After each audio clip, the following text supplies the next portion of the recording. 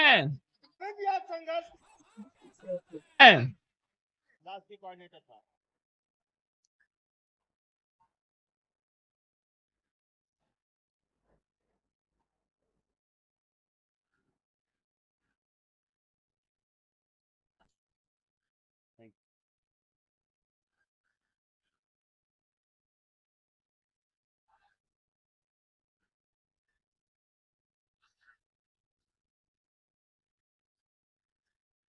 जय भीम। मैं समझ सकता हूं कि बहुत गर्मी है और आप बहुत देर से इंतजार कर रहे हैं, परंतु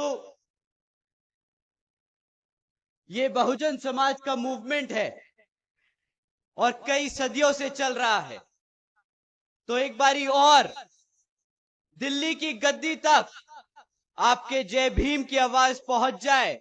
मेरे युवा साथी के साथ साथ सब आज एक बार तेजी से जय भीम करें ताकि दिल्ली की गद्दी हिल जाए। तो साथियों, जय भीम।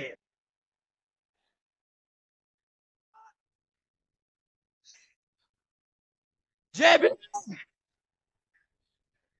साथियों, आज आप सब इतनी गर्मी में अपना कीमती समय निकालकर हम सबको सुनने आए, तो हमारे यहां मौजूद सभी माताएं बहनें, हमारे सभी बड़े बुजुर्ग, हमारे सभी युवा साथी, आप सभी का मैं तहे दिल से धन्यवाद और शुक्रिया अदा करता हूं।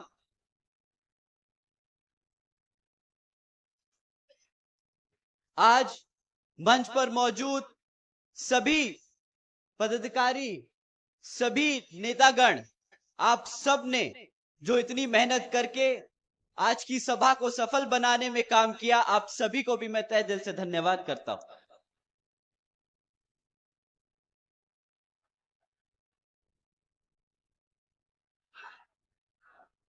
आज मैं अपने सभी संतों, गुरुओं, महापुरुषों में से भी खासकर महात्मा ज्योतिबा फूले, छत्रपति शाहू जी महाराज, नारायण गुरु, पेरियार रामास्वामी जी, बाबा साहब डॉक्टर भीमराव अंबेडकर जी एवं मान्यवर साहब श्री काशीराम जी को नमन करता हूं।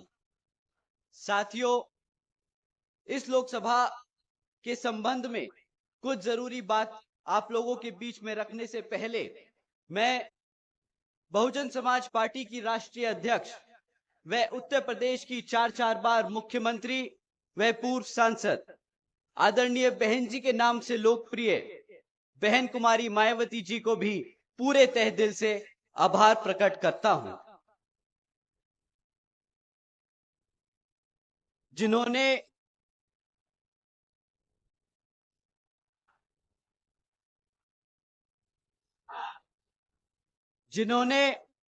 अपनी पूरी जिंदगी बामसेफ, DS4 और BSP के जन्मदाता एवं संस्थापक मान्यवर साहब श्री काशीराम जी के बताए हुए रास्ते पर चलकर परम पूज्य बाबा साहब डॉक्टर भीमराव अंबेडकर जी के मानवतावादी एवं आत्म सम्मान व स्वाभिमान के मूवमेंट को के कारवा को अपने आजीवन त्याग, तपस्या व कड़े संघर्ष के जरिए नई राजनीतिक ऊर्जा व शक्ति और पहचान दी है तथा उत्तर प्रदेश जैसे विशाल व महत्वपूर्ण राज्य में 4 बार अपनी पार्टी BSP के नेतृत्व में सरकार बनाकर खासकर बहुजन समाज के लिए ऐसी मिसाल बन गई हैं जिससे प्रेरणा लेकर करोड़ों लोग यहां सामाजिक परिवर्तन व आर्थिक तरक्की की मिशनरी कार्य में जुड़े हुए हैं। इतना ही नहीं, बल्कि मैं खुद भी उनके इस नेतृत्व से प्रभावित होकर BSP मूवमेंट से जुड़ा हूं और उनके पद चिन्हों पर चलकर उस मिशनरी दायित्व, कर्तव्य व फर्ज को पूरी दिल से निभाने की कोशिश करूंगा,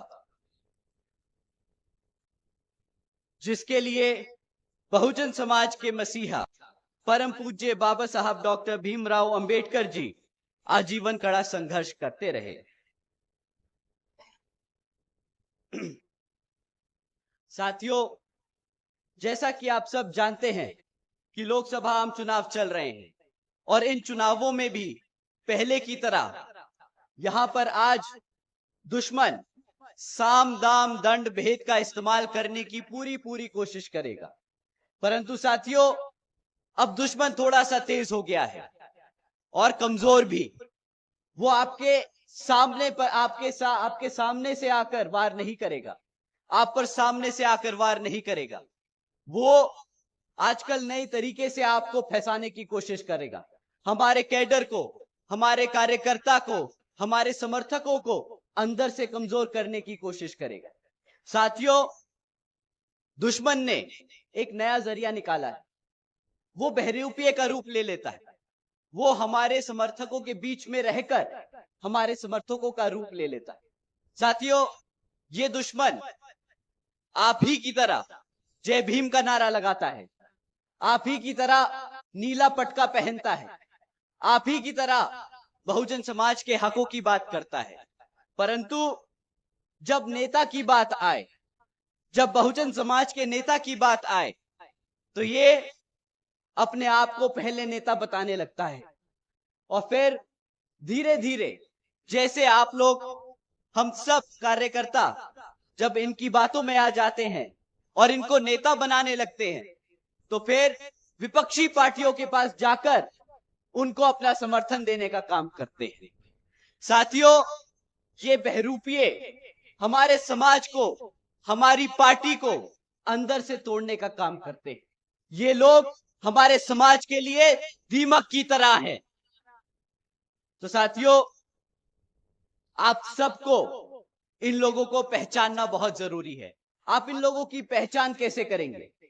साथियों, जैसे ही कोई भी अपने आप को नेता बताए और अपनी बहन जी को छोड़कर, अपनी बहुजन समाज पार्टी को छोड़कर किसी और को वोट डालने को बोले, तो आप समझ जाइएगा साथियों कि आप दुश्मन से बात कर रहे हैं और ऐसे दुश्मनों को आपको पता है क्या जवाब देना है।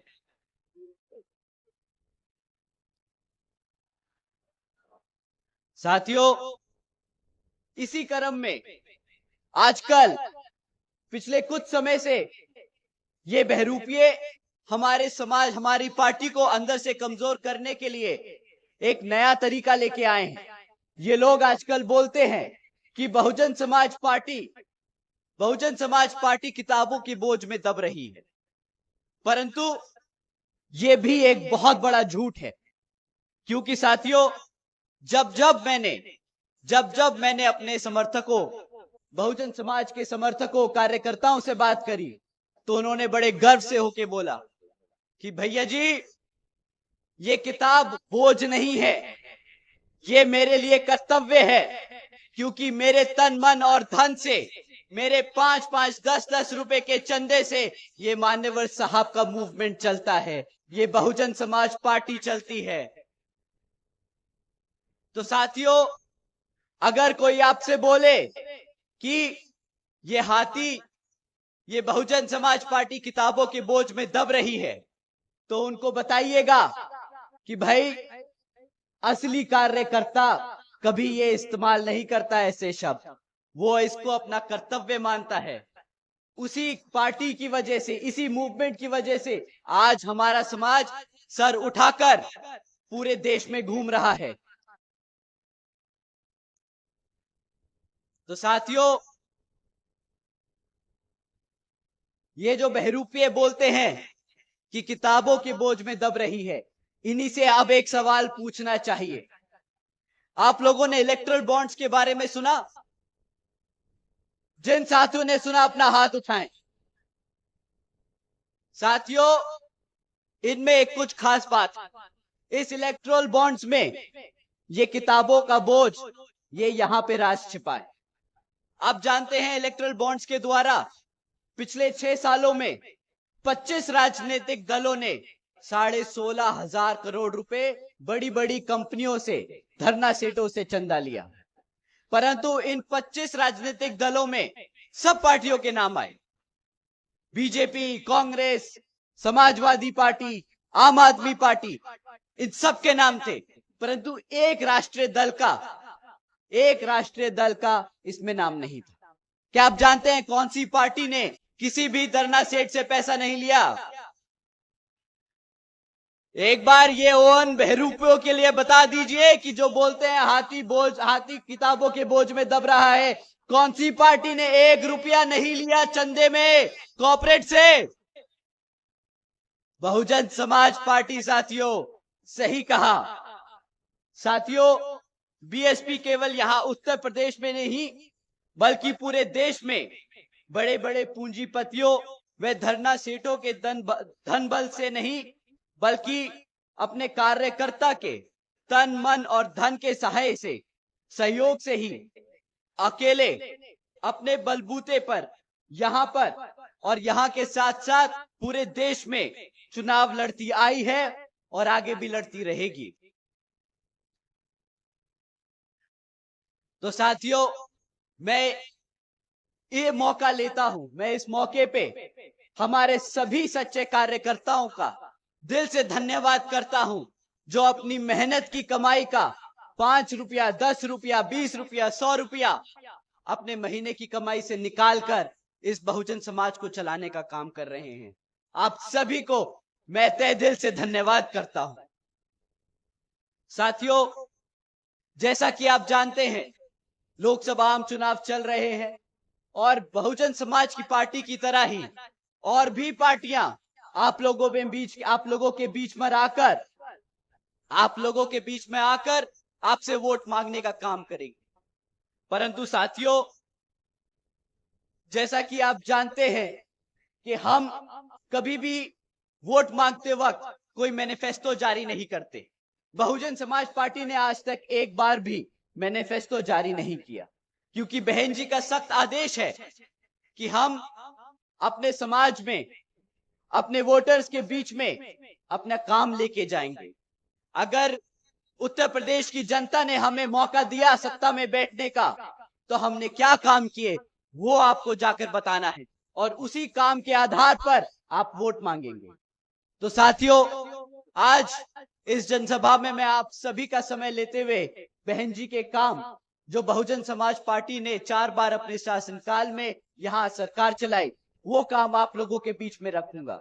परंतु उससे पहले यहां पर जो विपक्षी पार्टियां हैं, बीजेपी, कांग्रेस, समाजवादी पार्टियां, ये जो आप लोगों के बीच में आएंगी, इनसे आपको सवाल करना है, क्योंकि ये फिर से आपके बीच में एक मैनिफेस्टो लेकर आएंगी।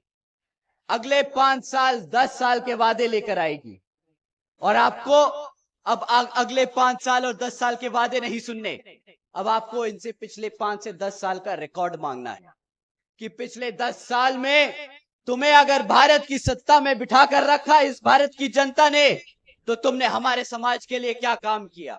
तो साथियों, इस बार जब ये वोट मांगने आए तो आप सबको इनसे सिर्फ 3 चीजों पे सवाल उठाने हैं, सिर्फ 3 चीजों पे। इलेक्शन कमीशन हमें मना करता है कि आप जाति धर्म के आधार पर वोट नहीं मांगेंगे, तो मैं आप लोगों से 3 मुद्दों के बारे में बात करूंगा, क्योंकि इलेक्शन कमीशन शायद बहुजन समाज पार्टी पे तो रूल अप्लाई करता है पर हमारी भारतीय जनता पार्टी पर रूल अप्लाई नहीं करता।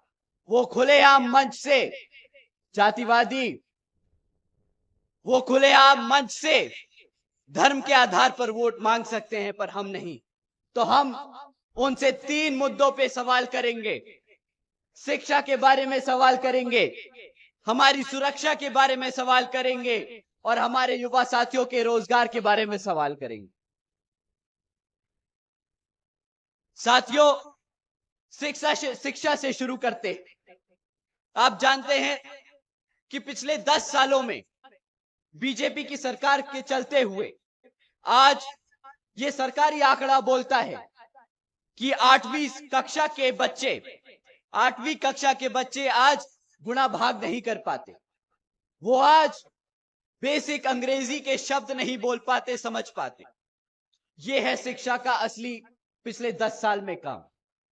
साथियों, बीजेपी की सरकार डिजिटल इंडिया मूवमेंट बताती है कि हमने पिछले 10 साल में डिजिटल इंडिया बनाया है, परंतु डिजिटल इंडिया के नाम पर आज 65% से ज्यादा सरकारी स्कूलों में एक कंप्यूटर तक नहीं है।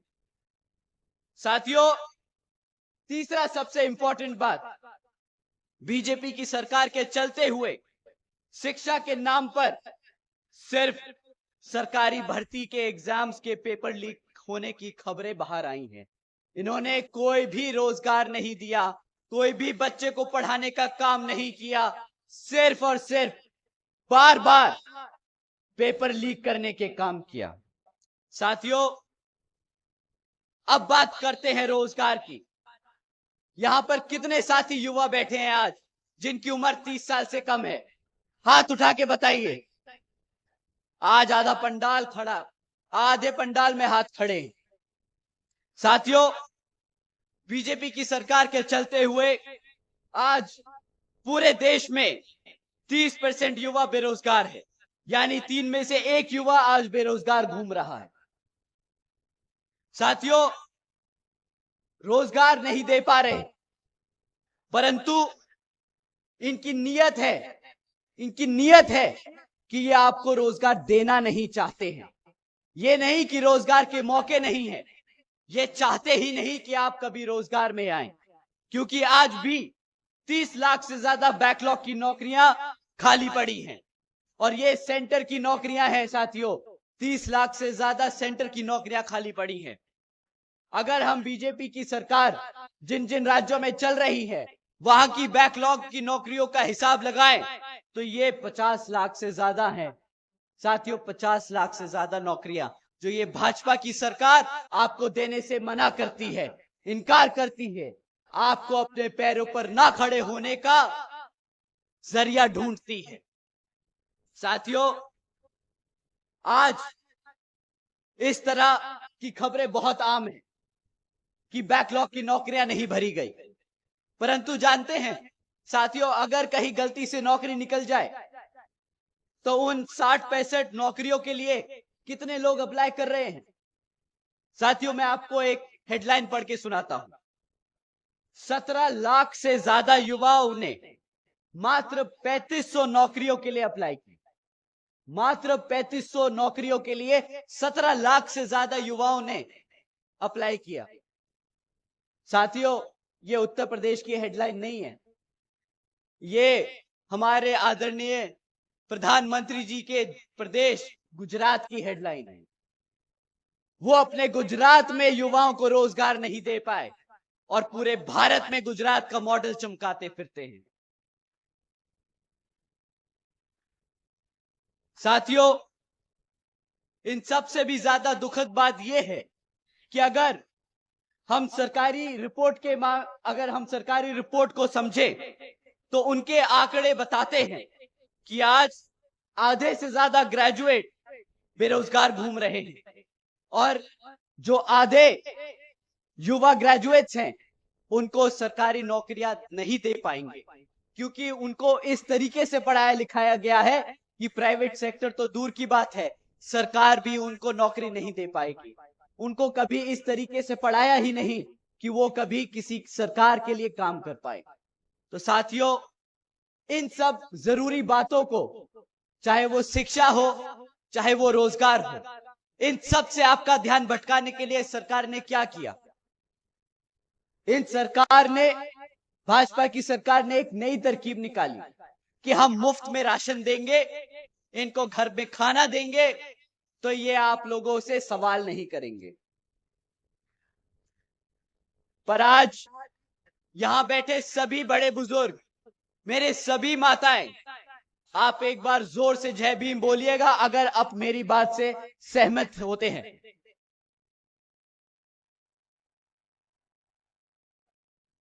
सवाल तो कर लूं मेरे भाई। अगर मेरे बड़े बुजुर्ग, मेरी माताएं इस बात से सहमत हैं कि इस सरकार ने हमारे युवा साथियों को, हमारे बच्चों को अगर पढ़ने लिखने से दूर रखा है, अगर रोजगार से दूर रखा है, तो उसने आने वाले समाज में, हमारे समाज को, आने वाली पीढ़ी को खत्म करने का काम किया है। अगर आप इस बात से सहमत हैं तो एक बार जरूर से जय भीम बोलिए। साथियों, जो सरकार आपके भविष्य को खत्म करने का काम कर रही है, उससे बड़ा देशद्रोही कोई हो सकता है कि नहीं, बताइए। साथियों, इन देशद्रोहियों ने पता है क्या किया?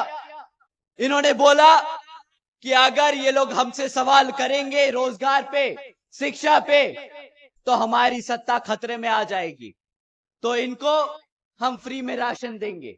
और ये बड़े चौड़ के बोलते हैं, मंच से बड़े चौड़ के बोलते हैं कि हमने 80 करोड़ भारत की जनता को मुफ्त में राशन देने का काम किया है। इन मूर्खों से कोई पूछे कि अगर 140 करोड़ की भारत की जनता में से अगर तुमने 80 करोड़ जनता को भिखारी बना दिया, तो कहां से तुम $5 ट्रिलियन की इकोनॉमी बनाने की बात करते हो?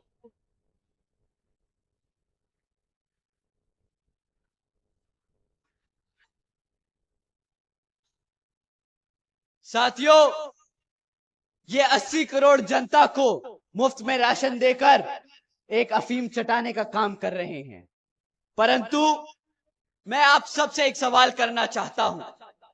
ये 80 करोड़ जनता को जो मुफ्त में राशन देते हैं, इसकी आपको क्या कीमत चुकानी पड़ती है, आप जानते हैं?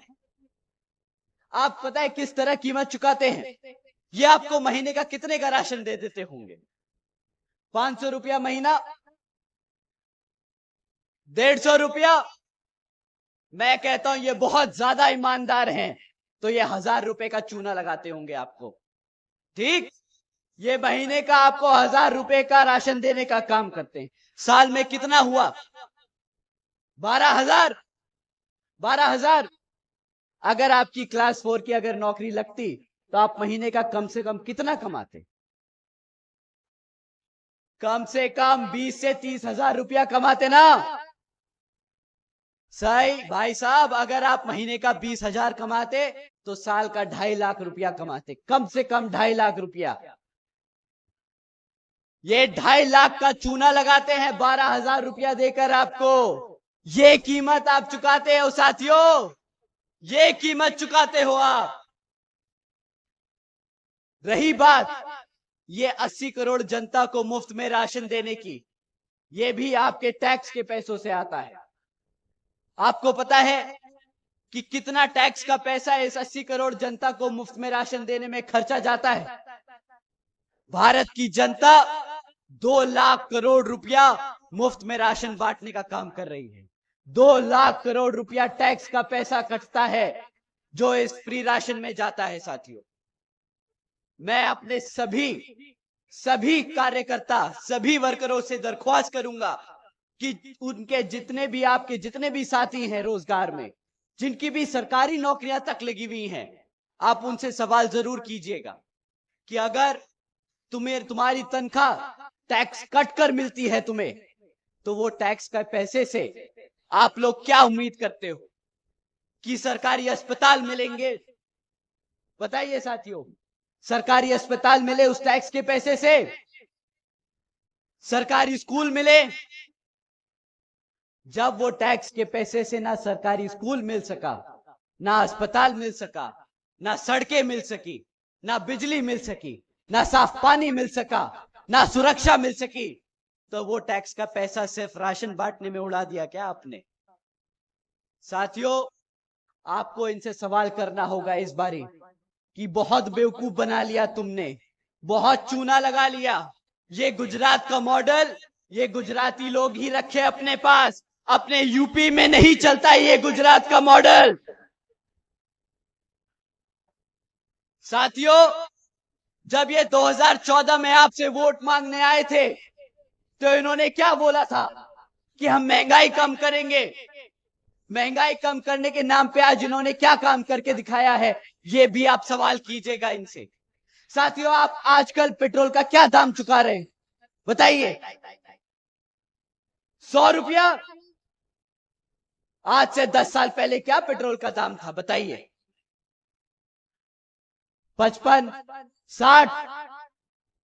60 रुपया, 45 रुपया।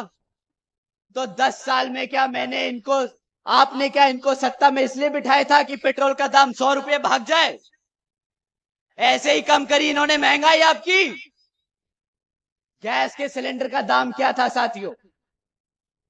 400 रुपया आज क्या चुका रहे हो गैस के सिलेंडर के लिए? 1100 रुपया। अब यही इनसे बोलिएगा कि भाई अगर इतनी ही महंगाई कम करनी थी तो भाई तुम गुजरात ही बैठो, हमारी बहन जी यहां पर महंगाई कम करने के लिए खुद काम कर सकती हैं। साथियों, ये झूठ बोलने के अलावा बहुत अच्छी एक्टिंग भी करते हैं। आपको ध्यान है 2014 में जब ये महंगाई के लिए ढिंडोरा पीट रहे थे तो किस तरह इन्होंने नाटक किया था? ये गैस का सिलेंडर लेके सड़क पर उतर गए थे और बोल रहे थे कि भाई हमारी गरीब जनता गैस का पैसा नहीं दे सकती।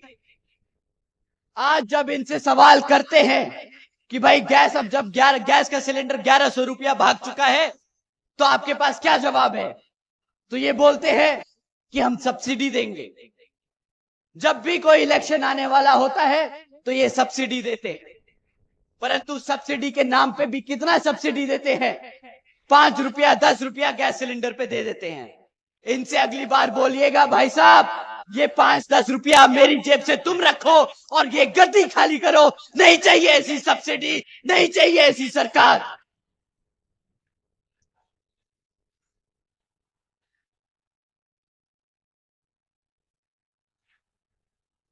साथियों, पिछले कुछ दिनों से मैं ये सवाल आप लोगों के बीच में रहकर ये उठा रहा हूं बार बार। मैं शिक्षा की बात कर रहा हूं, बहुजन समाज पार्टी सुरक्षा की बात कर रही है, बहुजन समाज पार्टी अपने सभी युवा साथियों के रोजगार की बात कर रही है, तो ये कुछ लोगों को बहुत ज्यादा चुभ गई।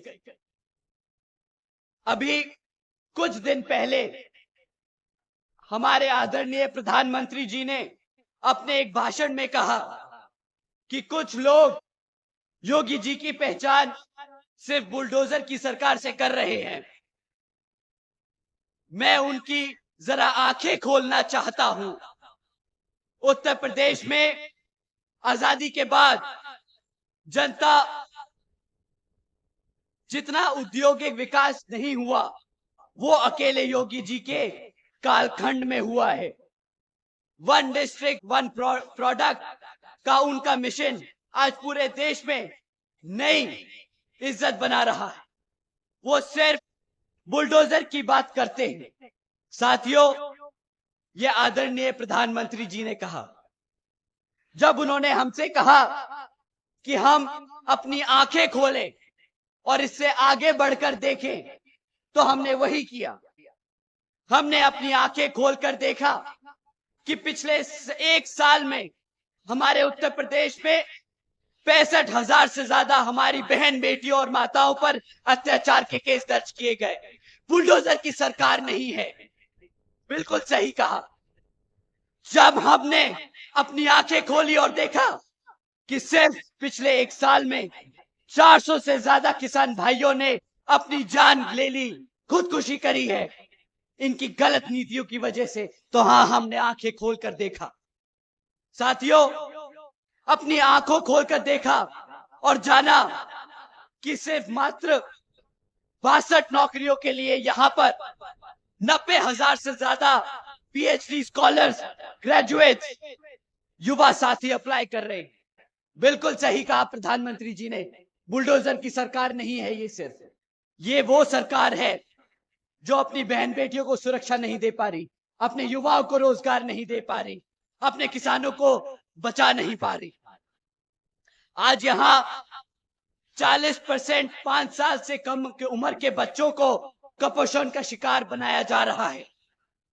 यूपी में बच्चों के खिलाफ यौन शोषण के मामले नंबर 1 है देश में। यूपी में हमारी बहन बेटियों के खिलाफ होने वाले अपराध देश में नंबर 1 है। यूपी में हत्या के मामले में भी पूरे देश में नंबर 1 बन चुका है। आदरणीय प्रधानमंत्री जी, आप जिस प्रदेश से सांसद हैं वो प्रदेश आज भारत का किडनैपिंग कैपिटल बन चुका है।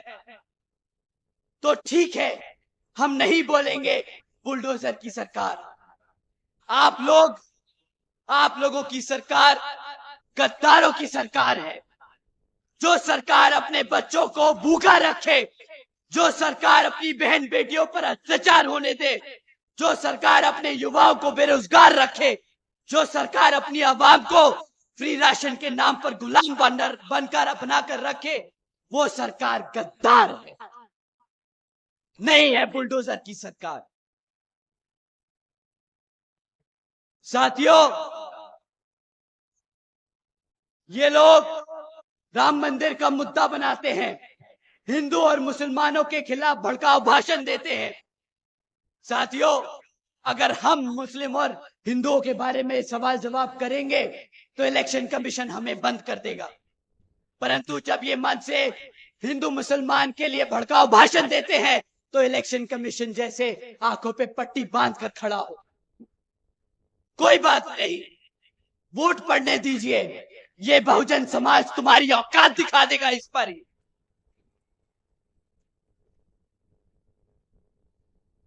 ये राम मंदिर का क्रेडिट लेते हैं। साथियों, राम मंदिर इन्होंने नहीं, सुप्रीम कोर्ट ने बनवाया है। सुप्रीम कोर्ट ने ऑर्डर दिया राम मंदिर का, बीजेपी ने नहीं। उसके पैसे भी भारत की जनता ने दिए, बीजेपी ने नहीं। इनसे सवाल करिए कि तुम किस बात का राम मंदिर का क्रेडिट मांगते हो। ये इतने घमंडी हैं, ये इतने घमंडी हैं, ये बोलते हैं हम लेके आए राम लल्ला को अयोध्या। अबे तुम होते कौन हो राम को भारत में धरती पे लाने वाले? वो भगवान है, भगवान। तुम इंसान हो, अपनी औकात मत भूलना। साथियों, रही बात इनके गंदे घटिया तरीकों से इलेक्शन लड़ने की, पर मुद्दा आपका रोजगार का है। साथियों, इन्होंने वादा किया था सालाना 2 करोड़ नौकरी देने का, ना मिली युवाओं को 2 करोड़ नौकरियां। उसके बदले क्या दिया? अग्निवीर की योजना, 4 साल का रोजगार, फिर बेरोजगार घूमना, ये दिया उन्होंने। साथियों, इन्होंने आपसे आपकी शिक्षा छीनी, इन्होंने आपसे आपका रोजगार छीना। आप जानते हैं ये जातिवादी लोग सोचते क्या है? इन्होंने आपसे आपका रिजर्वेशन छीनने की कोशिश की है। जब आप पढ़ोगे नहीं तो आपको नौकरियां नहीं मिलेंगी, आपको नौकरी नहीं मिलेगी तो आपको रिजर्वेशन की सुविधा नहीं मिलेगी। साथियों, इन्होंने बहुत सोची समझी चाल चली है। साथियों, आपका रिजर्वेशन खत्म किया है, परंतु ये लोग वादा भी किया था इन लोगों ने कि इस भारत के हर एक व्यक्ति को 15 लाख रुपए देने का काम करेंगे, बाहर से काला धन लेके आएंगे। बाहर से काला धन तो आया नहीं, पर प्रधानमंत्री जी पूरा दुनिया तो घूम लिए। अब किस किस को लेकर घूमे हैं और किस किस का बाहर काला धन ठिकाना लगवाया है, वो अब सवाल करने का समय आ गया है। साथियों, भाजपा की सरकार अपने आप को बहुत समझदार बोलती है कि हम $5 ट्रिलियन की इकोनॉमी बना सकते हैं। ये अपने आप को इतना समझदार समझती है कि इन्हें लगता है पूरी जनता बेवकूफ और गधी है। आज ये जनता इनसे सवाल कर रही है कि जब 2014 में आपने भारत की सरकार में सत्ता आसीन करी थी, तब इस भारत की जनता पर 58,60,000 करोड़ का कर्जा था। पिछले 10 साल में ये कर्जा बढ़कर साथियों 152 लाख करोड़ हो चुका है। क्या इसीलिए भारत की जनता ने इनको सत्ता में बिठाने का काम किया था कि हमारे सर पर 152 लाख करोड़ का कर्जा खड़ा करते हैं ये लोग? बताइए साथियों। आप जानते हैं साथियों, आज हम हर साल सिर्फ 10 लाख करोड़ रुपए उस कर्जे का ब्याज चुकाने में खर्च देते हैं। ये आपका टैक्स का पैसा है, ये आपका टैक्स का पैसा है जो ये सरकार ब्याज उतारने में लगा रही है। साथियों, अगर ये लोग इसी को गुजरात मॉडल कहते हैं तो नहीं चाहिए गुजरात मॉडल। आप एक बार बता दीजिए, क्या ऐसा गुजरात मॉडल आप लोगों को चाहिए क्या?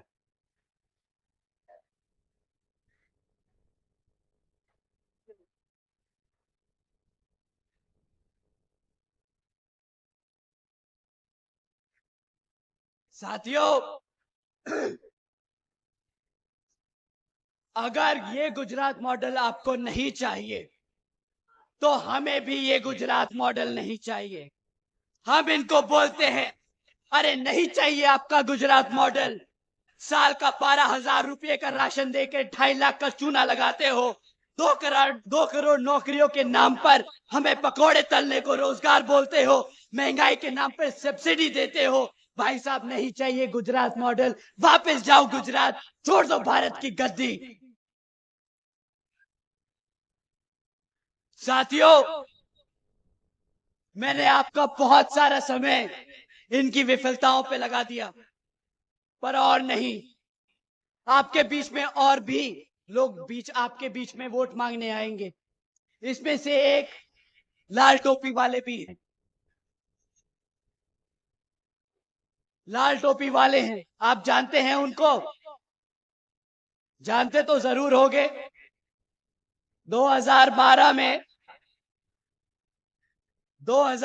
में वो लाल टोपी पहनकर अपनी साइकिल पर बैठकर आप लोगों के बीच में आए थे। आप लोग भी मान गए। गलती तो हर किसी से होती है, हमसे भी हुई है, परंतु वो गलती हमें थोड़ी ज्यादा महंगी पड़ गई। वो आप अपनी टोपी पहनकर साइकिल पर बैठकर आपके बीच में आए, वादे किए, परंतु अब आप सभी ने, हमारे सभी युवा साथियों ने हमसे बोला कि भैया टोपी पहनकर आए थे और हमें ही टोपा पहनाकर चले गए। बहुत बड़े गद्दार निकले वो लोग। साथियों, जिस मुस्लिम समाज ने इनको एक तरफा वोट डाला था पिछले विधानसभा चुनाव में, आज उसी समाज के अत्याचारों के खिलाफ इनके मुंह से एक शब्द नहीं निकलता। आप सब ये जानते हैं। परंतु रिजर्वेशन इन प्रमोशन के खिलाफ लोकसभा में बिल को फाड़ने के लिए ये लोग, इनके हाथ और जुबान सबसे तेज और सबसे पहले चलती है।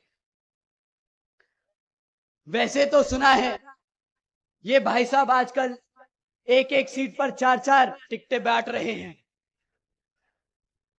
जिस आदमी ने अपनी पार्टी नहीं संभाल पाया, जो आदमी अपनी पार्टी नहीं संभाल पा रहा, वो प्रदेश या देश कहां से संभालेगा? मानते हैं साथियों?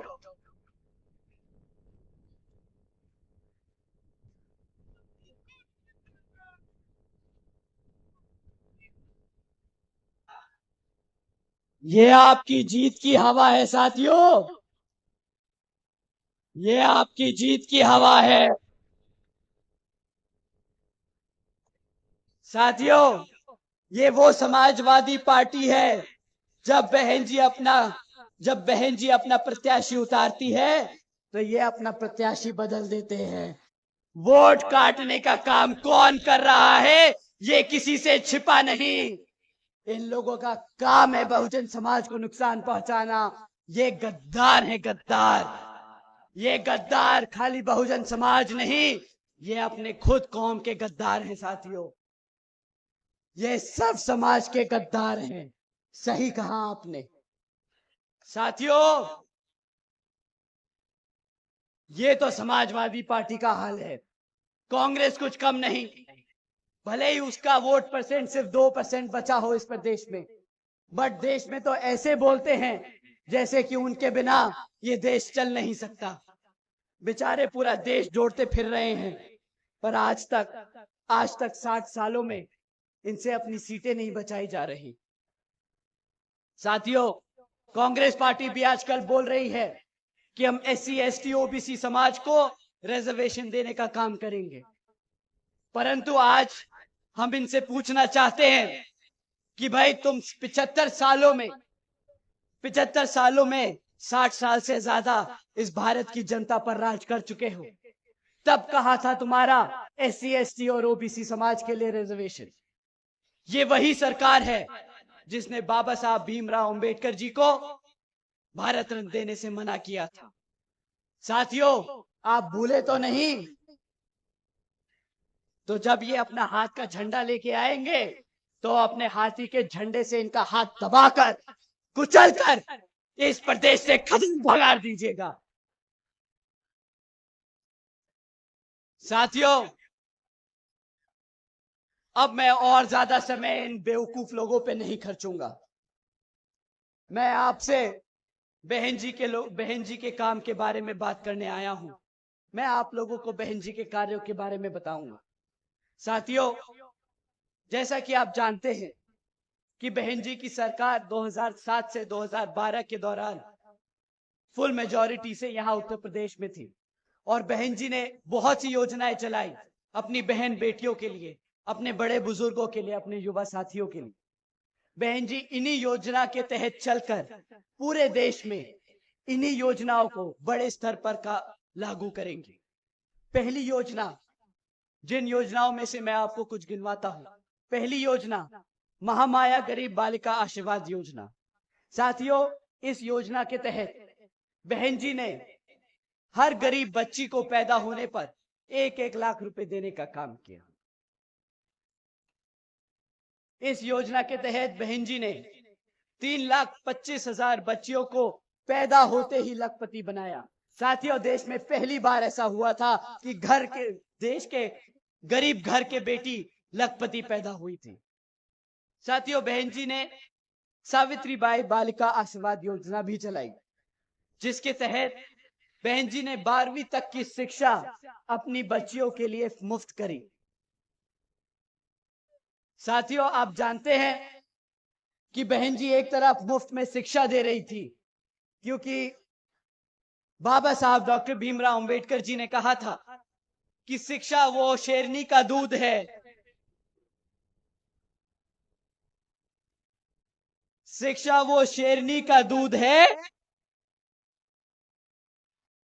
साथियों, इसलिए बहन जी ने अपनी प्रदेश की हर एक बच्ची को शेरनी बनाने का काम किया, इनकी तरह भिखारी बनाने का काम नहीं किया। साथियों, इसके साथ ही बहन जी ने महामाया आवास योजना के तहत हमारे सभी एससी, एसटी, ओबीसी व आदिवासी समाज में से सभी पिछड़े समाज के साथियों को 3.5 लाख परिवारों को अपना खुद का घर देने का काम किया। अपना खुद का घर देने का काम किया।